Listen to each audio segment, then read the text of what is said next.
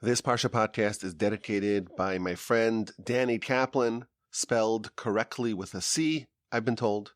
Danny and family are dedicating this Parsha Podcast in honor of Aron Caplan, whose bar mitzvah Parsha is this week. So we wish him a hearty happy birthday. And also, in loving memory and leilui nishmas, Yona bat Esther, may her soul be elevated in heaven. I am speaking to you from the Torch Center in Houston, Texas. This is the Parsha Podcast. I'm your lucky host, Yaakov Walby. The email just says rabbywalby@gmail.com. Parshas Emor is a very full parsha. We have a staggering 56 mitzvos. Most of them are relating to the Kohanim. Starts off with contact with the dead. The high priest cannot come into contact with any dead aside from a mace mitzvah, an unattended corpse.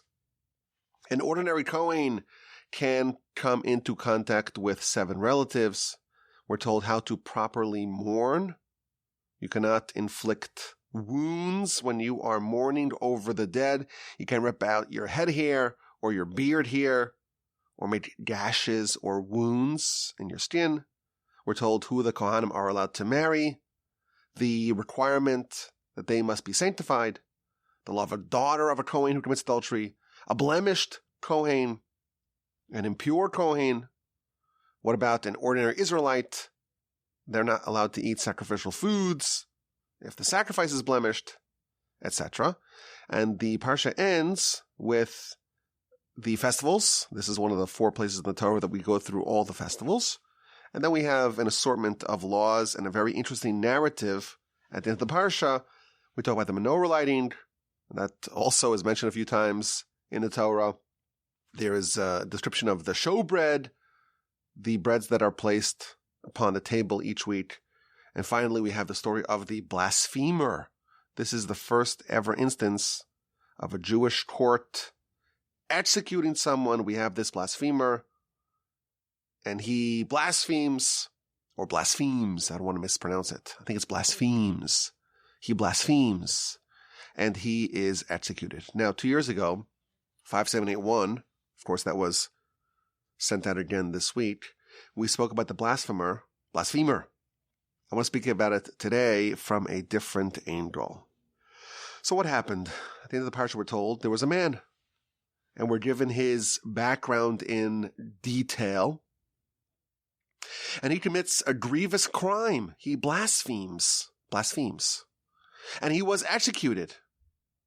And there was a bit of uncertainty as to what to do with him. And Moshe consults with God. But God tells Moshe he must be executed, which he is. This is the first of 2 instances of capital punishment in the Torah. The second being the Makoshesh, the twig gatherer, who we read about in the book of Numbers. Now, who is this blasphemer? We're not told his name, but we're told a lot about him. We're given his pedigree. The verse tells us, chapter 24, verse 10, he was the son of an Israelite woman and the son of an Egyptian man. And he exited amidst the nation, and there was a conflict, a fight of sorts in the camp. And then he goes on and he blasphemes. So we have some description here. He's the son of a Jewish woman. Her name, we discover later on, is Shlomis bas Divri. Shlomis, the daughter of Divri from the tribe of Dan. And his father is an Egyptian man, so he is the product of a mixed union. Now Rashi tells us this is not any ordinary Egyptian man. This is the same Egyptian that Moshe killed. This is on day 1 of Moshe's coming of age narrative, the beginning of the book of Exodus. Moshe, of course, is raised in the palace as the adopted son of Pharaoh, or Pharaoh's daughter, really. And when he grows up, he goes out and he witnesses and he sees and he empathizes and he suffers alongside his brethren. And it tells us that he encounters an Egyptian man striking a Hebrew man of his fellow. And he looks to the right and he looks to the left and he sees that there's no one. And he strikes the Egyptian and he buries him in the sand. That Egyptian is the father of this blasphemer. Now the next day, he goes out again, and this time he sees another conflict. He sees two Hebrews, two Israelites are fighting, and he tells the one who was the aggressor, "Wicked one, why do you strike your fellow?" And he responds, and he says, "What, you're going to kill me like you killed the Egyptian yesterday?" And the term that he uses, are you saying that you're going to kill me? And Rashi tells us that Moshe killed the Egyptian with words. He verbally deployed the name of God, and he used that to kill the Egyptian. And now Moshe is intervening in this scuffle between these two Hebrews, and they go turn him in. And this act, that Moshe killed the Egyptian, condemned Moshe. They wanted to kill him, and ultimately he fled to Midian, and that's where his story continued. This is chapter 2 of the book of Exodus. Now, this Egyptian man, on day 1 of Moshe's coming-of-age narrative, this is the father of the blasphemer. Now, why was he striking the Hebrew man? So we're given in the sources, the Midrash, Rashi gives us some of this as well. We're given a lot of backstory here. The Hebrew man, who the Egyptian man was striking and Moshe prevented him from striking, he was the husband of the mother of the blasphemer. So there's a little bit of a love triangle here. We have a Jewish man married to a Jewish woman. According to the Midrash, the Jewish man is Dathan, that rabble-rouser, that malcontent. So Dathan is married to Shlomis bas Divri from the tribe of Dan. And this Egyptian, he committed adultery with Shlomis bas Divri, with the mother of the blasphemer, and that product of that union is the blasphemer of our Parsha. Now the Midrash gives us some context. In Egypt, they had Jewish guards overseeing the Jewish slaves, the slave labor, and they had Egyptian taskmasters who were in charge of the Jewish guards. So every Jewish guard had 10 slaves that they were responsible for, and every 10 Jewish guards, there was one taskmaster. And it tells us that the taskmasters would come and rouse the Jews, the Jewish guards, every morning at daybreak. And one time, this Egyptian taskmaster, he went to wake up to rouse the Jewish guard, Dathan, according to the Midrash. And he noticed his wife, and she was really attractive. And one day when he roused the husband, he snuck into the house and he impersonated her husband. And they slept together, her unwittingly. And as a result of that, she became pregnant. And the product of that, the progeny of that, is the blasphemer. And as an aside, according to this Midrash, the mother of the blasphemer is completely innocent. She thought it was her husband. The Egyptian impersonated her husband. Rashi in our Parsha, he seems to pin some of the blame on her. Rashi says her name wasn't Shlomis and her father's name was not Divri. She's only called that to highlight her quality or her flaw of being overly flirtatious with strangers. The word Shlomis is from the word shalom, which means hi, how are you? And she was always chit-chatting. She was always speaking to people. Hi, how you doing? What's going on? And Divri, the word davar or dibur means words. And she's always speaking, always chatting, even with people that are not her husband, and she's overly friendly. So it's an interesting question here, exactly how culpable is this Jewish woman in the events that led to her becoming pregnant from the Egyptian man. But regardless, what happened, according to the Midrash, is that the husband of Shlomis, that's Dathan, at least according to the Midrash, he comes back and he finds the Egyptian and he discovers what happened. And now there's a conflict here. The Egyptian realizes that the Jewish husband of the woman that he just raped is a problem. So he sent him, he was formerly a guard, he sent him back into slave labor and tried to kill him. And that's when Moshe showed up. Moshe showed up as the Egyptian man who had raped this Jewish woman as he's about to strike and kill the husband of the woman he violated. And Moshe intervened, and he set some some words, he invoked the name of God, and he killed the Egyptian. But that incident resulted in the conception of a child. And that child, the son of Shlomis Bas Divri and the Egyptian taskmaster, he is the individual at the end of our Parsha who blasphemes. He's the villain at the end of the Parsha who gets executed. Now, interestingly, Rashi tells us that this child, the blasphemer, he's not a Jew. Today we have a simple principle. If someone's mother is a Jew, then halakhically, regardless of who the father is, the child is a Jew as well. Now Rashi, based upon a midrash, tells us something really interesting. This is in verse 10. Rashi says that he converted. Now why would he need to convert if his mother is a Jew? Who cares about the father? So the commentaries here tell us something interesting. This is another aside, but we're reading a lot about the background of the blasphemer, so it's noteworthy.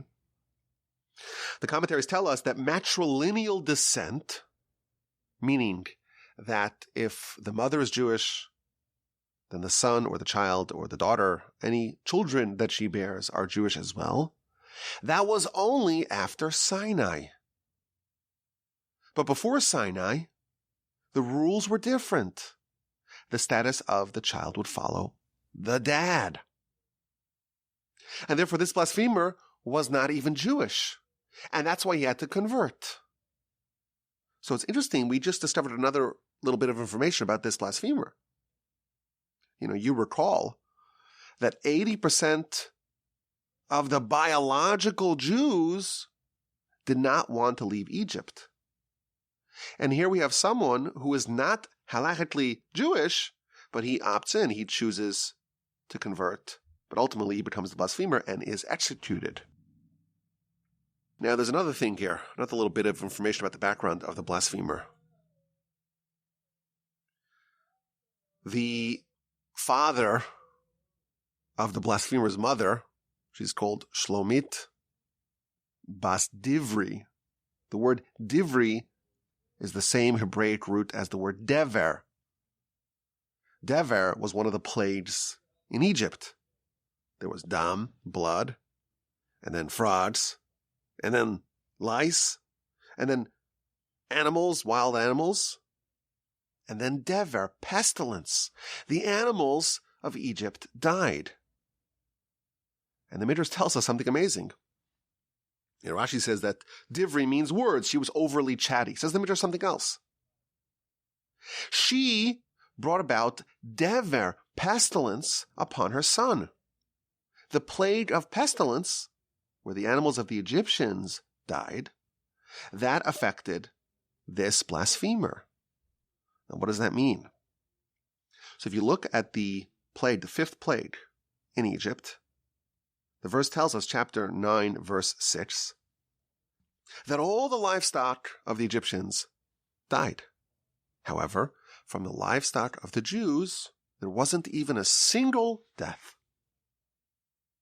It was a completely lopsided, one-sided affair. The plague affected only the Egyptian animals and not the Jewish animals. And then verse 7 tells us that Pharaoh sent inspectors. And Pharaoh sent, and behold, there was almost no animal casualties amongst the Jews, but there was one. And that's why Pharaoh said, it must be just worked out like that. But you see, the Jews also lost some animals. So it's interesting.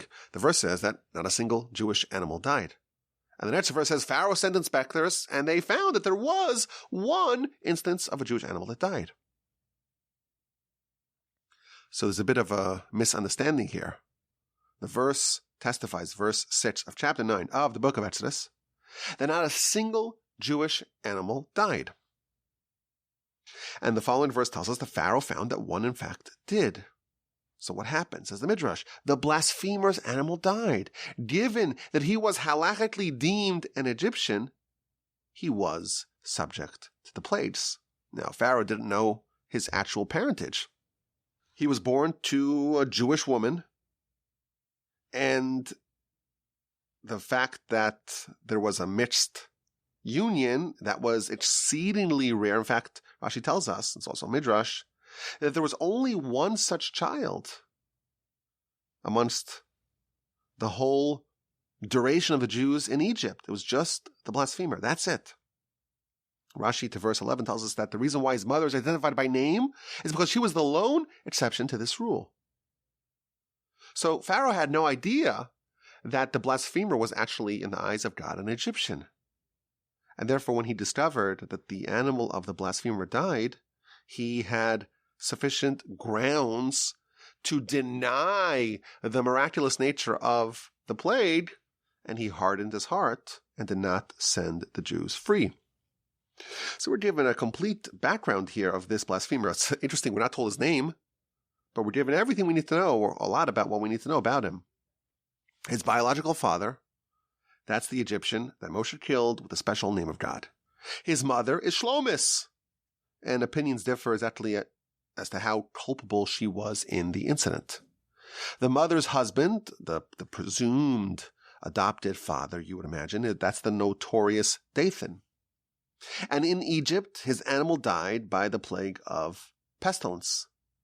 And then, when the Exodus happened, he felt enough of an affinity to his mother's nation that he joined the Jews in the Exodus, and he converted. And now, in our Parsha, he commits blasphemy, and he is the first person who was executed by a Jewish court. Now, what were the circumstances that led to this? So Rashi tells us that given his mixed pedigree, he had a problem that no one wanted to allow him to encamp with them. He came and went to the tribe of Dan. The reason why his mother, Shlomis Basdervi, to the tribe of Dan. She was part of the tribe of Dan. And he says, well, my father's an Egyptian, but my mother, she is a daughter of the tribe of Dan. Maybe I can pitch my tent over there. And the Danites weren't thrilled to see him. What are you doing here? He says, well, I'm from the tribe of Dan. They say, no, you're not. The appointment of people to the tribes follows the father. So there was a dispute as to whether or not he had rights to be encamped with the tribe of Dan. And they went to court. And Moshe ruled that his claim to encamp with the tribe of Dan is meritless. And he left the court and he was angry, and he stood up and he blasphemed, and he was executed. This blasphemer is a very interesting story arc. On one hand, he does display a certain tenacious commitment to join the nation. He converts, and there's no questioning the legitimacy of his conversion and his sincerity. And notwithstanding the fact that he lost his animal during the plague of pestilence, he wanted to convert to join the nation. He was better than 80% of the Jews who were more Egyptian than Jewish. And when he lost his property, he was okay. But when he was alienated, when he was socially ostracized, then he found no purpose in life, and he blasphemed. And he did it in front of witnesses, and they warned him ahead of time, and he accepted the warning. He knew the consequences. All the requirements to actually be executed in a Jewish court were met, and he was executed. Now, we're given a lot of background information about the blasphemer. And this story takes up a very large part of our Parsha. You know, what's the reason why we have to have all this background? I would imagine it's noteworthy to be told that there was an instance of someone being executed over the course of the 40 years in the wilderness. But why do we need to know everything about him and the pedigree and what triggered his meltdown? So some of the commentaries address these questions. So the Das Zikanim notes that the reason why he blasphemed, it's because of his Egyptian parentage. This is the way of the Egyptians. Pharaoh, when Pharaoh's introduced to the notion of God, he says, "Who's God? I don't know God." That was the quality of the Egyptians. And that filtered through to the blasphemer. He also points out that there's an interesting parallel between the method by which Moshe killed the Egyptian, the biological father of the blasphemer, and the blasphemy of his son. There's a symmetry here. The biological father is killed with the special name of God, and he blasphemed with the special name as well. There is a principle here that there's a name of God that can be used with deadly effect. We mentioned this in the past. The Kohen Gadol is not allowed to marry a widow. This is our parsha. He's only allowed to marry a virgin who was never previously married. Why not? What's wrong with a woman who, her husband died? She's not to be blamed for that. So one of the commentaries says something amazing. The Kohen Gadol, the high priest, had special superpowers, including knowing the exact enunciation of the special name of God and being in the position to deploy it with deadly effect on Yom Kippur.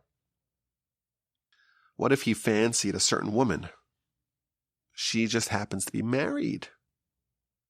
There is a concern that he would perhaps abuse his power and his position to say the name of God and thereby kill the husband of the woman that he desires and marry the widow. And therefore, to prevent that, or certainly to prevent the possibility of anyone claiming that he deliberately killed the husband with the special name of God, he is barred from marrying any widow. Really interesting. But let's drill down a little bit deeper here on what is going on. What is the psyche of this blasphemer? What is he thinking? What is his calculus? If you measure what he did, it doesn't exactly add up. The cause and effect don't seem to be naturally correlated. He blasphemed. Why did he blaspheme? Because of an unrelated court case regarding property rights, in effect. Where is he entitled to encamp, and where is it prohibited for him to encamp? What does that have to do with him blaspheming? It's not immediately evident.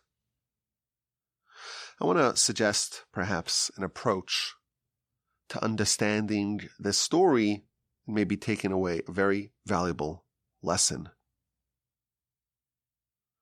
Now let's start with a different part of the Parsha. In the beginning of the Parsha, we're told that Kohanim, but really this applies to everyone, as Rashi tells us, when a relative dies and the surviving relative is distraught, they are not allowed to inflict any self-harm. They cannot rip out their hair. They cannot rip out their beard. They cannot inflict any wounds on their skin. This is a prohibition in the Torah. You are not allowed to self-inflict a wound due to the agony, the misery, the pain, the suffering of a recently departed loved one. Now, why would someone want to do this in the first place? Why is there a need to warn someone against this?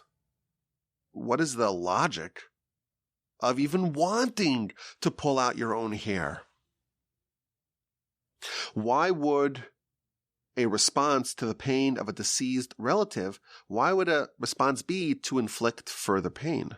Doesn't make any sense. I think that there's something very deep here. Momentum is very powerful. When something is bad, when something is painful, we have an inborn instinct that's completely illogical, but we have an instinct to continue along that trend, There is a perverse way to respond to pain, to any sort of disappointment or misfortune, any bad thing, and just to say, "Ugh, I give up. Forget about it. Who needs all of this? What difference does it make? I'm out of here. I'm giving up."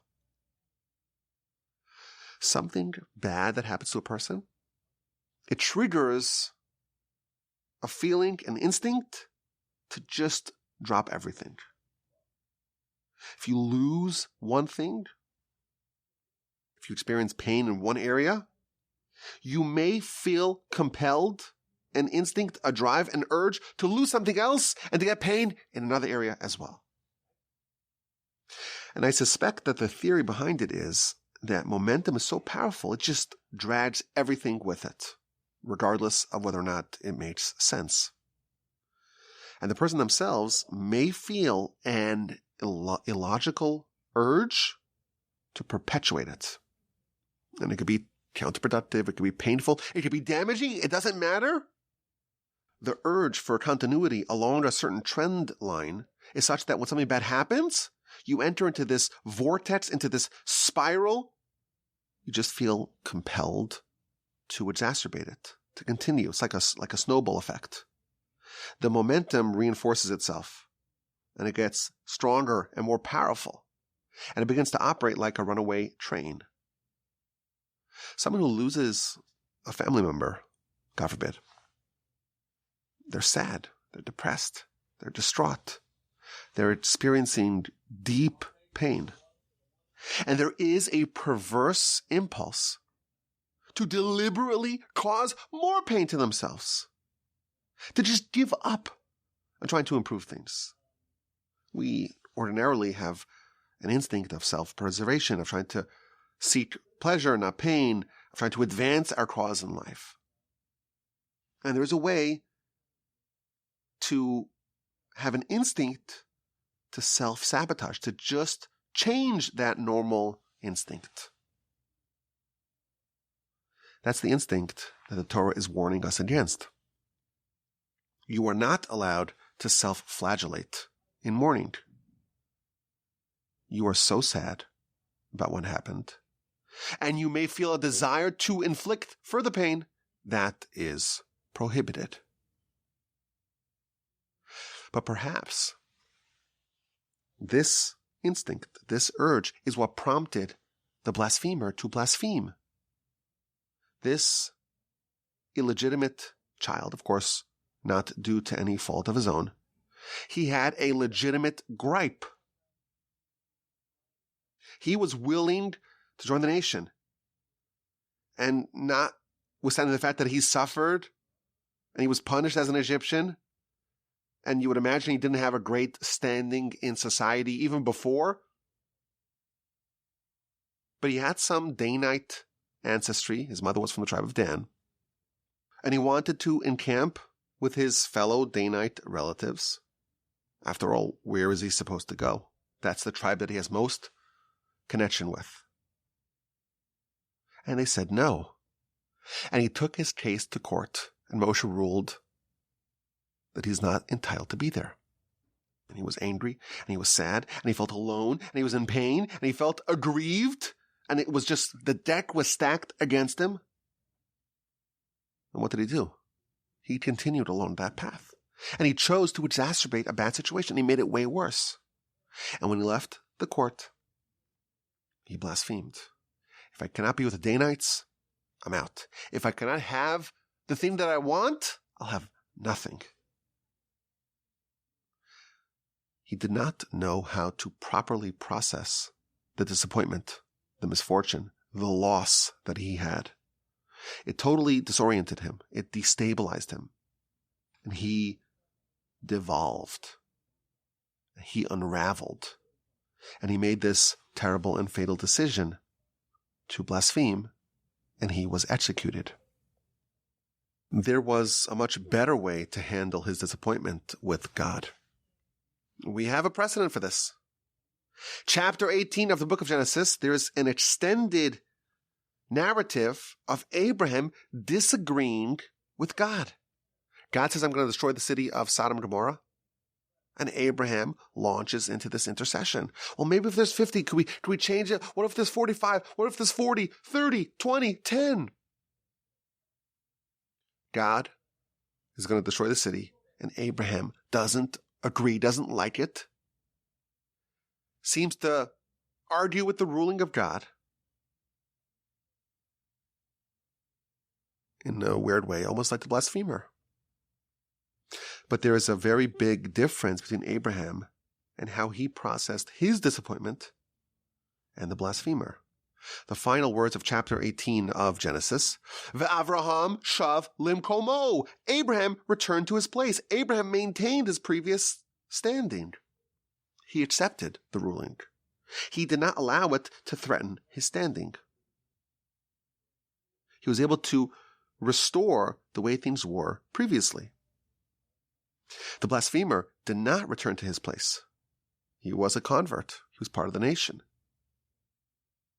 He was accepted as a Jew, not as a Danite, but as a Jew. He did not return to that place. He yielded to this terrible instinct to give up on everything, and he exacerbated a bad situation by making it 10,000 times worse. If you think about it, what would have happened if the blasphemer accepted the ruling? I think he could have served as a model of true, indomitable faith. I think he could have been a hero. He would have been known as someone who forfeited everything for God. He could have been the one who is this exemplar, is this paradigm of accepting your lot in life and not questioning God. Listen, he had legitimate gripes. Why would he need to suffer due to the sins of his biological parents? That's a question that's a very hard one for us to ask. But what would have been his legacy if he didn't ask that question, if he accepted it? He would have been the model of accepting his own fate as determined by God. His animal died in the plague of pestilence, and he converted nonetheless. His faith in God exceeded 80% of the actual Jews. And had he accepted this ruling and returned to his place and swallowed his pride and bent his head in submission to God, maybe he could have encamped with the other converts, with the mixed multitude. He would be the poster child of total faith, of total subjugation and submission to God. But he didn't do that.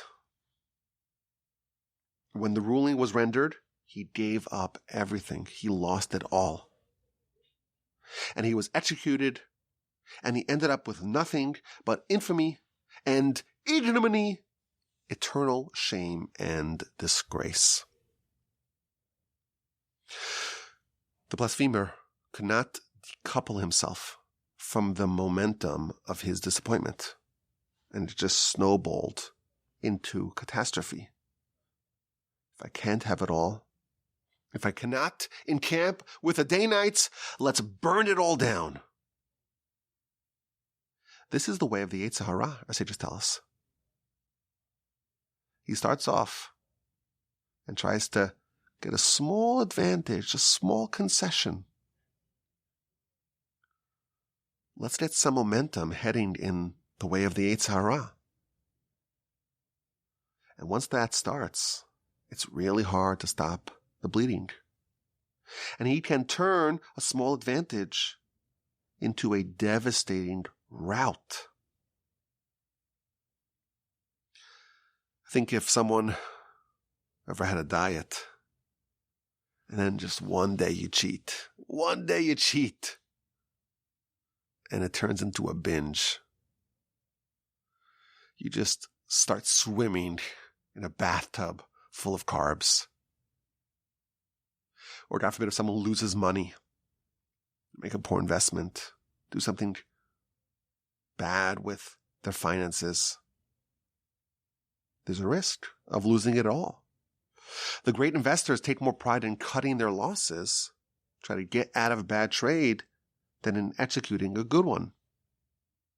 And the reason why is because to manage your losses, to stop digging the hole that you're in, to cut your losses, to stop the bleeding, is very hard. Because all the momentum of your life is pulling you in that direction. You marvel at the Holocaust survivors who were able to rebuild their lives after the war. I always think about my grandparents, my 4 grandparents and my wife's 4 grandparents, all 8 of them were all Holocaust survivors. And all of them lost relatives in the war. Think about how easy it would be to just give up. Think about the questions that you would have against God, the legitimate questions that you would have against Him, how unfair it was, how unfair it is, and how broken you are in spirit and body, and how your spiritual life is in tatters, and your physical life is in tatters. You have nothing. No one wants you. How easy is it to just give up? And what did they do? They rebuilt. Think about what unimaginable, indomitable strength that requires when the momentum is heading with such blazing speed in one direction to stop the bleeding, to turn around, and to start moving the other direction, and to start from the absolute bottom and to rebuild. I had a friend who was becoming more religious, and he decided that he's going to observe Rosh Hashanah. He's going to follow all the rules, all the details of the laws, to refrain from all sorts of work that's prohibited on festivals and Shabbos. And after the festival, I asked him, well, how'd it go? So he said, well, I made a mistake, and I made a blunder, and I violated the festival. And once I violated, that's it. I just stopped the rest of the time. And the second day was just total regular, ordinary day. That is the modus operandi of the Yetzer Hara. Make one small mistake, and then just give up. One of the reasons why I'm so terrified of missing a Parsha podcast, for those of you who are still counting, we are a few months away from reaching 3 years, the 3rd anniversary of not missing a single week having a new Parsha Podcast episode. Of course, this is all with the help of the Almighty and with your dedicated listenership and support. And of course, it's nice to come to the cozy studio at the Torch Center. But I feel like if I miss a week, all that positive momentum will fizzle out. And it'll be really hard to make it the next week. If it's hard to do it every 1 week, it'll be 3 times as hard to get back on schedule. It's really hard when you have a loss to cut your losses, to stop the bleeding, to regroup, and to start again. All of us have bad days. But there's a real risk of a bad day derailing and leading to another bad day and a bad week and a bad month. Before you know it, you're in real trouble. There is a risk when someone loses a relative. The Torah has to warn us. Don't engage in self-destructive behavior. When you are in a state of grief, there is a risk for that. And we have the second example of this phenomenon at the end of the Parsha. The blasphemer was disappointed. He was distraught. And he perpetuated it. He, in a very illogical way, acted in a way that continued the bad trend. Now, as is true with everything, there's a flip side. Negative momentum is very harmful, very dangerous, very hard to extricate yourself from. But there's also positive momentum. Just as it is hard to stop a runaway train heading in the wrong direction, positive momentum works wonders as well. That snowball can barrel its way into heaven as well. Successes can build upon each other. Every mitzvah that you do drags a second mitzvah in its wake. And before you know it, you're off and running. I think of momentum as like a rocket. If you ever watch the launching of a rocket, it elevates really slowly. And you don't imagine that anything going that slowly can make it into space. But that momentum is equally hard to stop. And just a little bit of propulsion, a little bit of liftoff, before you know it, you're in space. This is a very powerful principle. Momentum is very hard to stop in both directions. The snowball can lead to catastrophe. It can also lead to wonderful, great places. This is why there's such an emphasis on making the start good, on getting some positive momentum, racking up a few wins, heading in the right direction, even if it's small. Even if you look at the successes and it doesn't seem to be so impressive. It all starts with something small. Anyone who wrote a great work, a great book, you have to write one word first. You have to have one idea first before you could have prolific ideas. Got to start somewhere. And every success makes the next success easier. And the momentum builds upon itself. If you ever compare yourself to someone who did great things, I always look at my grandfather's writings, the voluminous output that he did, the amount of manuscripts that he left, the amount of different areas of our philosophy of the Torah that he really, really worked through. And it could be a bit depressing because his output and his accomplishments are just so vast, so voluminous. You don't feel like you can match up to that. And you know what? Most of us can't.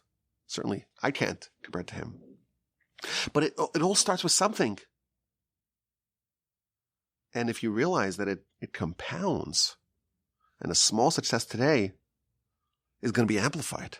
A small little lift off the launch pad. That is an incredible bit of momentum. You realize that. And it makes those accomplishments more readily achievable by small people like us. In our Parsha, we have the description of the showbreads. And there's a very interesting verse, chapter 24, verse 5. The verse tells us that you should take flour and bake it into 12 loaves. So this is the showbreads. 12 loaves. And of course, you bake the loaves with flour. So the verse tells us you have to take the flour and bake the loaves. Now, what would be if the verse just said, bake 12 loaves? You would know that you have to take the flour. So the commentaries ask the question, wait a minute, why is there the extra two words, v'lakachta soles, you should take the flour? Why is that featured in the verse? And the Netziv says something very powerful. And this is a very much related idea. When you want to do a mitzvah, you want to have the successes to be in a very early stage. And if you take the flour, it's not yet the mitzvah. There's no mitzvah of taking flour.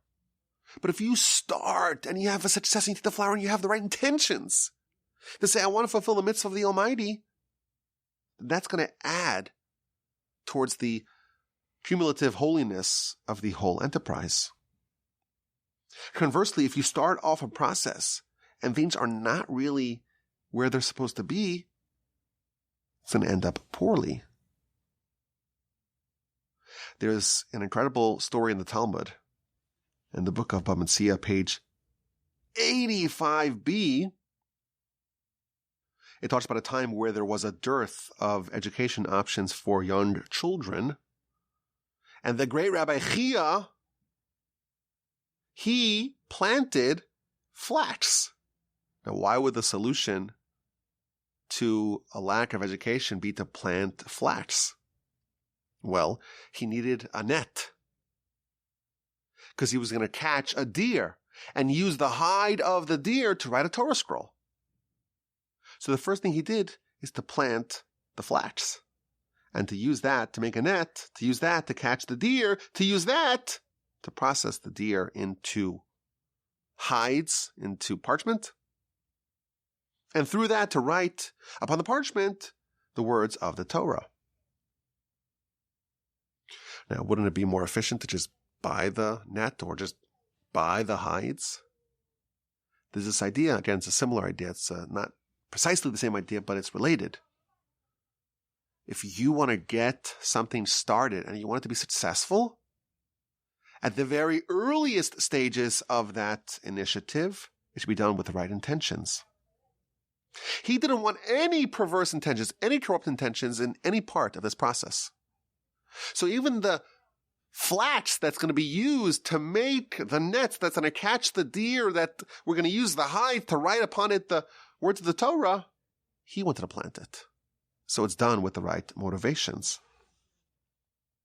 The Gaon of Vilna used to say that if you really want to build a synagogue that everyone prays with devotion, and no one's thinking about their stocks or their sports or the politics, and no one's chatting about other things, everyone is really devoted in prayer to God, make sure that when you make the axe that you're going to use to chop down the tree that you're going to use to build the synagogue, that axe should be made with proper righteous motivations. This is an idea of the power really of small things. At the very beginning of again, that's why the idea is not exactly the same idea. This is talking more about the beginning and the importance of the beginning being, even if it's tangentially related to the result, that should be noble, that should be righteous. But in a related way, this is our subject. Momentum is an almost unstoppable force. When it is heading in the wrong direction, it is an existential danger. Even though what's happening right now is not dangerous, but this will lead, potentially, of course you could overcome it, but things can go off the rails very fast. The failures and the losses, the disappointments, will beget other losses and other failures and other disappointments. Just as a mitzvah drags in its wake another mitzvah, a sin breeds another sin in its wake. And it takes preternatural strength to stop the snowball, the train, the rocket. But when things are trending in the right direction, that too is self-reinforcing. Of course, you still have to expend effort to advance it. But once you have the momentum, that trend, it's much easier to do it.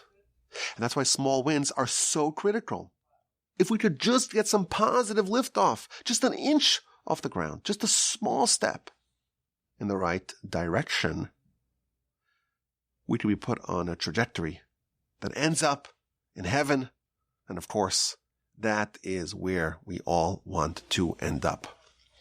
Okay, we end off the Parsha podcast with a question. And the question will also focus on the narrative of the blasphemer. If you read it in chapter 24, you'll notice something is a bit odd. So it starts off, 24 verse 10, the man who's the son of the Israelite woman and the Egyptian man, and he's having a scuffle in the camp, and he blasphemes and he curses, and they didn't know what to do with him, and they placed him in a holding cell, and Moshe consults with God, and God tells Moshe, take him out and execute him. So his verdict is sealed in verse 14. Now he's going to get executed. That is true. But the execution does not happen until verse 23. What do you have in between? You have all these laws. So first, you have the law not to curse God. Okay, that's germane. Because he cursed God, he blasphemed. So it made sense why it would be placed here. And then we have the law of a murderer. And then we have the law of someone who damages someone else's property. And then we have the law of someone who assaults, who physically damages someone else. And finally, in verse 23, the final verse of the Parsha, they actually execute the blasphemer. But it raises the question, why is there an interlude? Why do we have all these laws in between the verdict being conveyed and the execution, quite literally, of the execution? So I saw an incredible idea, courtesy of the Dorash Moshe, or Moshe Feinstein. He says something very powerful, very beautiful. This is the first time in history where a Jewish court is going to execute someone. And why are they doing it? They're doing it because that's what God wants. So they're fulfilling the will of God. Before you execute someone, before you fulfill the will of God in punishing someone, you have to realize the severity of a human life in the eyes of God. And the Torah tells us, before you execute him, you should know that if you kill someone who's innocent, that's capital punishment. Don't think that you're executing someone because, wow, what difference does it make? We have lots and lots of replacements. You read about some of the stories during the Revolutionary War. You'd get Washington upset, you're hanging. They were much more easy to hang people. Don't think that the reason why we're killing this guy is because it doesn't matter. No, if you kill someone, it's a capital offense. Not only that, you can't even damage their property. You can't even physically hurt them. Only if you truly accept and absorb and understand the gravity of how the Torah treats someone else. They could be a convert. They could be a sinner. It doesn't matter. You have to really appreciate that a foundational principle of the Torah is you have to love him as you love yourself. He doesn't mention this, but the Talmud actually says one of the reasons why a person is executed in a given way, I'll spare you the details, is because you have to love your fellow as yourself. The Talmud tells us that the mitzvah to love your fellow as yourself applies even to a murderer who committed a crime that they get executed for. Only if you truly appreciate that, you understand the severity that the Torah places upon human life. Not just that, your friend's property and the physical harm of your friend. That must be the prerequisite. You have to know that. Don't execute someone because you don't like them. And because what difference does it make if they live or die? And who cares about them? No, you got to care about them, about their body, not to injure it, not to damage it, and even their property, and certainly their life. Don't think that the reason why this person is being executed is because you hate him and they're not worthy of anything positive. Actually, no, you have to love your fellow as yourself applies also to such a person. I will add, there is a famous dictum, an aphorism, that we say, Chayav Adam Lomar, a person is obligated to say, Bishvili Nivra Ha'olam, the world was created for me. We mentioned this many times here on the Parsha Podcast. A person is obligated to say the whole world is created for me. When do we say that? Where does that appear in the literature? That appears when a Jewish court is adjudicating capital crime, and we warn the witnesses. We're intimidating them. We're cross-examining them. We're interrogating them. And we're telling them, this person that you are giving testimony that they have to be executed, you have to know that the entire world was created for them. And if you kill one person, it's like you've destroyed the whole world. And if you save one person, it's like you've saved the whole world. That is where that saying originates. And therefore, before someone is executed, we're told what we need to know. You have to know that their life is precious, their life is valuable, and you have to love them, and you have to make sure not to injure them or harm them. But actually, the best thing for them, because you love them, you execute them. That is in their self-interest. That is the way that they can perhaps atone for some of their crimes. How's that for a twist? The reason why you're killing them is because you love them. And this is how the Almighty positions them, that they can maybe make some amends, some rectification for what they did. What an incredible idea. And the Parsha ends, in fact, that this blasphemer was executed. I thank you for listening. I hope you enjoyed this Parsha podcast from the Torch Center in Houston, Texas. My name is Yaakov Wolbe. I have lots of other podcasts. Listen to them. Support the great work of Torch. Our website is torchweb.org.